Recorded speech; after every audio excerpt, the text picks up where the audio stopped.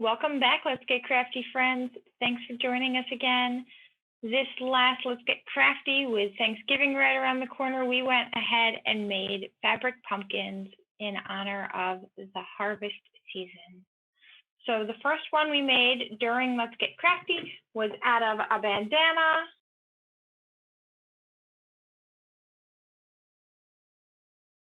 Super cute.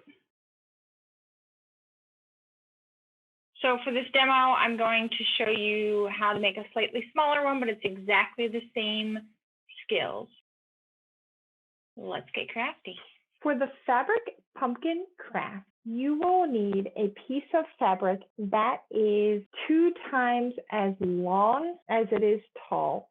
This piece of fabric is 8 by 16, but when I work with bandanas that are the 22-inch bandanas, I just cut them in half, and I have 22 by 11 bandanas for this project. But depending on the size that you wish your pumpkin to be at the end will determine how big your fabric should be to begin with. You can also really play with these fabrics depending on how cartoony you would like your pumpkin to be, or if you would like it to fit for a specific holiday or theme. In this case, I want my pumpkin to be relevant for the entire fall season, so I went with something that really had these fall earth tones and some leaf patterning right on there. You will need 2 needles. One is your standard hand sewing needle and one is a doll needle. If you are making a smaller pumpkin, then an embroidery needle might work, but for some of the larger pumpkins, the doll needle really does make a difference. You will want 2 different types of thread. First is your standard sewing thread, and then either an embroidery floss or these are crochet thread. You will need a pair of scissors, some sort of filling or fluff. Some people choose to use the lint from their dryer if they have that saved, since that is a free type of fluff. But I suggest only using that if you do not plan to wash your pumpkin. Lastly, you will need something to make your stems and leaves. In this case, we have chosen burlap, but other fabric pumpkin creators have used a stick from their yard or drying grass, rolled fabric, twine wrapped around a cork, a dowel, or a pipe cleaner, cinnamon sticks, or some sort of fabric or lace bows to simulate the leaves. So the first step of this project I have already done. This is the right side of the fabric that we have out, the side that will be on the outside when we are done. But you can see from the inside of the fabric, just flipping it inside so that the right sides of the fabric touch each other. You can see that I have already sewn right here on my machine. And that's because when I tried this out before hand stitching, I found that as I stuffed it with the fluff, that this seam tended to pop, which defeated the purpose of the project. The next part that we're going to do is we're going to sew a gathering stitch along this edge. The way that we're going to do that is to take our sewing thread. Now this has to go all the way around this edge of the tube, but unlike normal stitches, this is going to be nice big stitches, so we don't need a ton of extra. Depending on the fabric, sometimes it will pull through, so having the doubled thread sometimes is very helpful for that. Just taking them out longer than your edge. Cut it with your scissors, which should give it a nice clean edge. Should not have much in the way of fraying on the thread. Just take our sewing needle, put the end of the thread through the eye or the hole in the needle.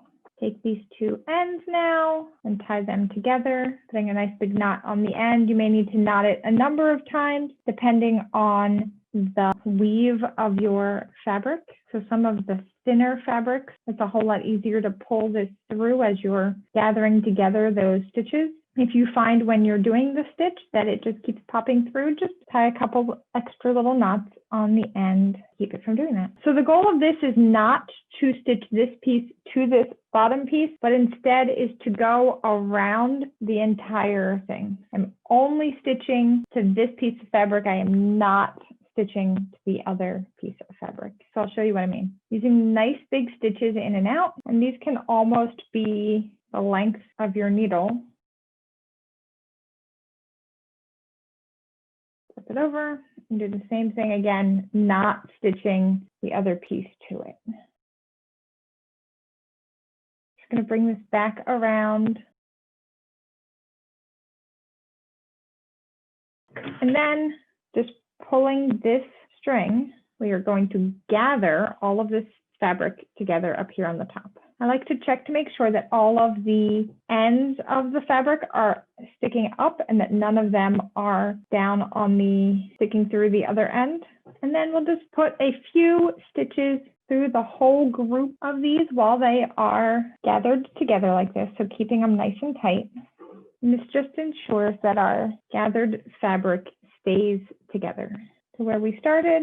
And once you're content that all of that fabric is going to stay together, you can just end it with a knot. So just put it through that same piece of fabric, just in and out a very small stitch, and then take this needle and put it back through the loops.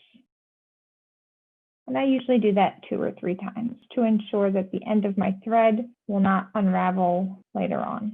And you can just trim that off. We are then going to take our piece of fabric and turn it back right side out.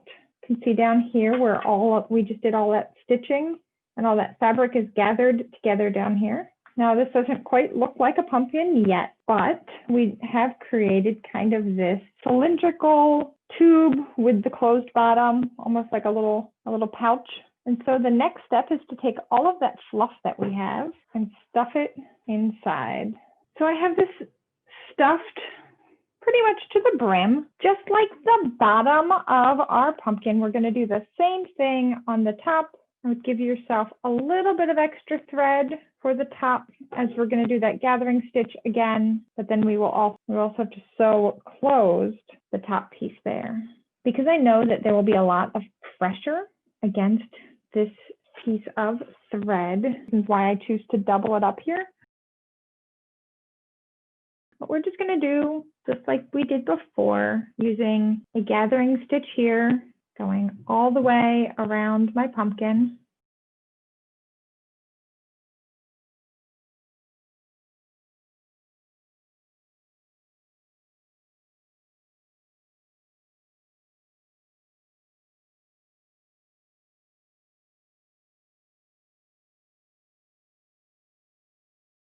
Once your stitch goes all the way around,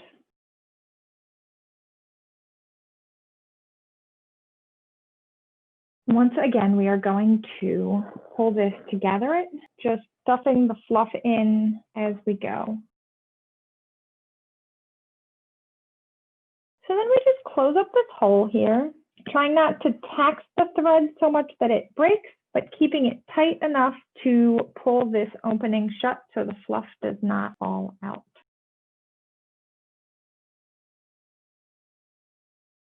Keeping an eye for any spots that are still open, trying to close up the hole as much as possible.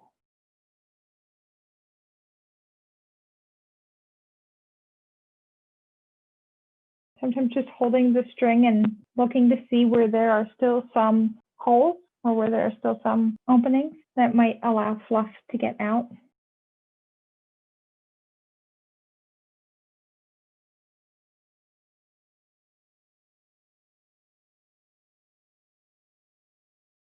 Once I am confident that the hole is fully closed, then I can finish off with a knot, which again, I usually run through 2 or 3 times.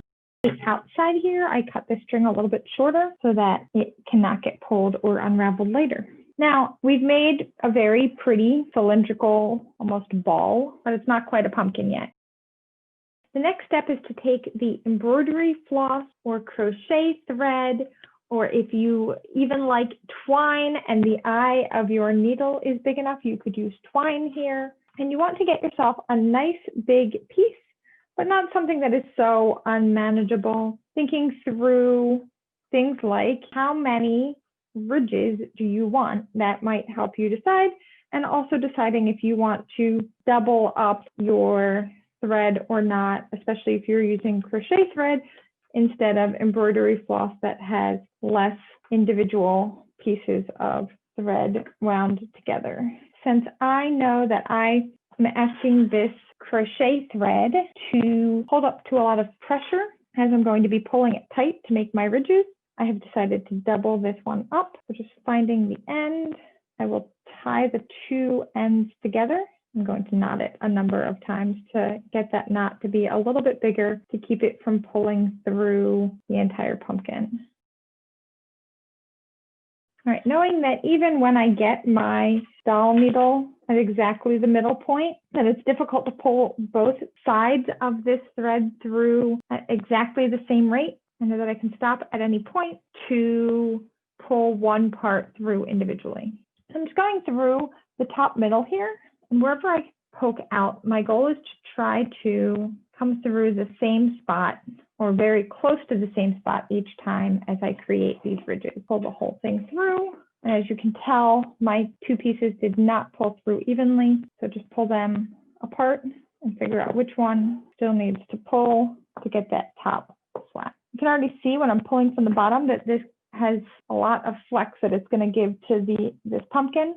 So I like to find my stitch line where the two pieces of fabric came together and use that as my first line for a ridge. And that's just a personal preference since I like to try to hide that stitch line a little bit. I'm going to go back pretty close to where I went in last time and then try to guide my doll needle through the whole thing. And you see how the embroidery needle would be lost in this. Just try to guide my needle back down through the bottom. And if it's not exactly where I want, I can pull it back through and push again. Once I get a spot that I like, again, pull it all the way through, check the top. Again, it's not evenly pulled.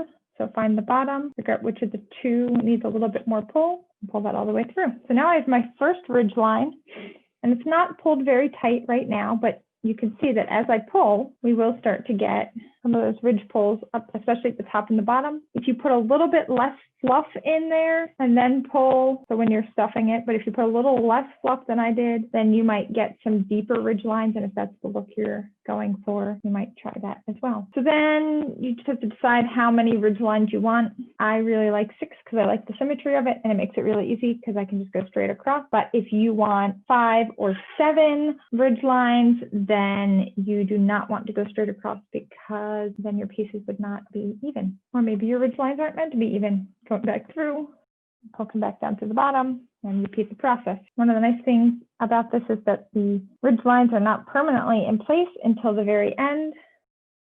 I can take a look and see that my ridge lines are pretty much across from each other, which is what I want, but if they weren't, I can pull it out and move it around to where I want it. So pulling tight on the bottom, at least so it's through even if it's not creating all of those exact ridges yet.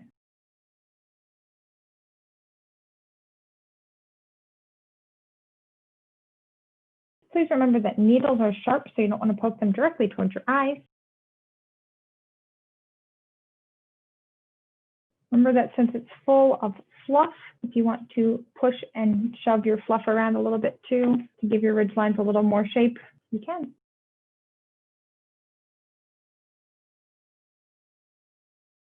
As you can tell, this last part is getting a little bit tight. So in the beginning, when I put my thread on, I could have given myself a little more thread. But in this case, I will have enough thread to get through my final ridge, especially because I'm going to be pulling it tight and there's a little bit more thread to pull. So this is the point where I can decide if I like how my ridges look, looking around the sides, whether I want like a ridge to be a little bit tighter or not. So if I notice that this ridge is not tight enough, I can pull it out.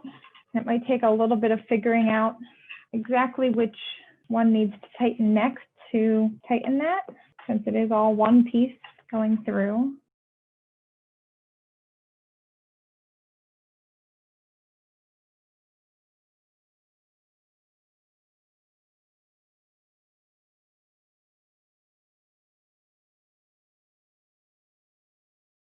But just by tightening those up by hand a little bit, I'm getting some of those ridges that are really, really pretty, making it look much more like a pumpkin. And actually, by tightening up by hand, see how much extra I had in there all along. If I'm not quite sure about my lines, I can always check to see if they're pretty much straight across from each other, since I wanted those 6 even ones. If you want 8 even ones, you could do that as well. We get those really nice ridge lines going all the way around. And then when I'm content, I have 2 choices. I can either do that same style stitch that I did with the smaller needle, or I can cut this thread here.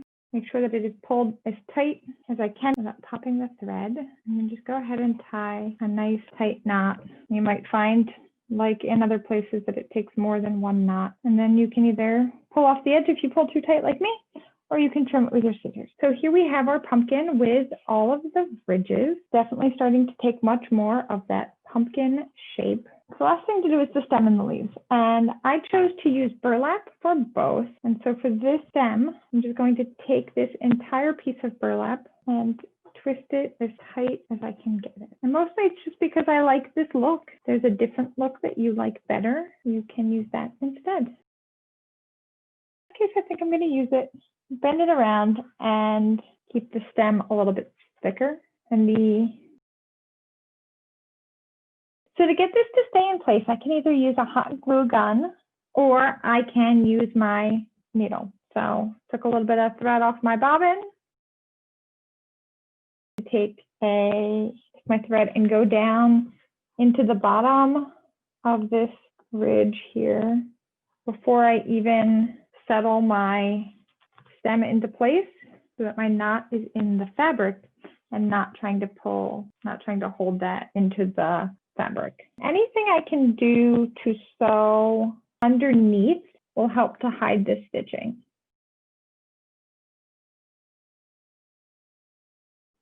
And this isn't really weight bearing in the same way. It is just to hold the stem in place. Again, we're just going to tie it off with a knot like all the rest of them. Now, sometimes I would also put some leaves into this, but I really like the way this one looks with just the stem. And depending upon what you use with your stem in the middle, you might find that, like with a pipe cleaner or with this burlap, where you can bend it a little bit, give it a little bit of shape. But there you go. Here is my fabric pumpkin.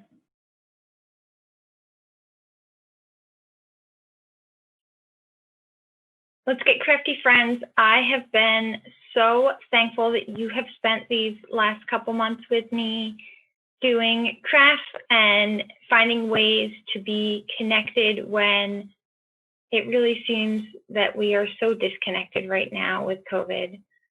So here is the pumpkin that we made today.